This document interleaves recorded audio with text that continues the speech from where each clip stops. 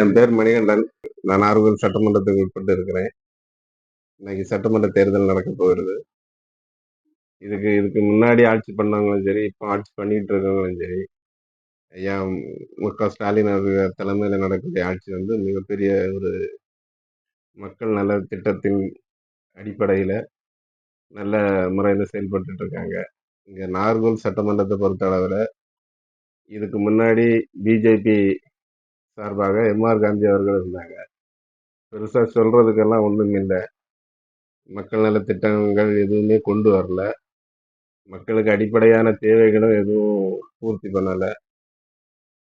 ஐயா ஸ்டாலின் அவர்களினுடைய திட்டங்களை பார்த்தீங்கன்னா, மகளிர் உரிமை தொகை, படிக்க பிள்ளைங்களுக்கு வந்து மாசந்தோறும் ரூ. 1000, அதே மாதிரி வீடு தேடி முதியோருக்கு ரேஷன் கடை பொருட்கள் கொண்டு கொடுக்கறது, இந்த மாதிரி சொல்லிக்கிட்டே போகலாம். ஏகப்பட்ட திட்டங்களை நல்லா பண்ணியிருக்காங்க.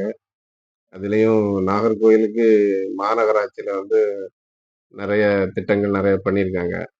இன்னைக்கு ஒரு மாநகராட்சிங்கிற ஒரு முதல் முறையா வந்த மாநகராட்சி நிறைய டவுனுக்குள்ள நிறைய திட்டங்களை, நிறைய சாலைகளை எல்லாம் நல்லா கொண்டு வந்திருக்காங்க.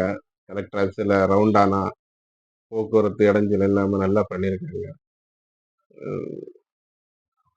இந்த தடவை மீண்டும் மு.க. ஸ்டாலின் அவர்கள் வந்தா, முதலமைச்சர் வந்தா மீண்டும் இந்த தமிழ்நாடு நல்லா செயல்படுங்கிறத என்னுடைய கருத்து. என் ஓட்டு திமுகவுக்கு தான்.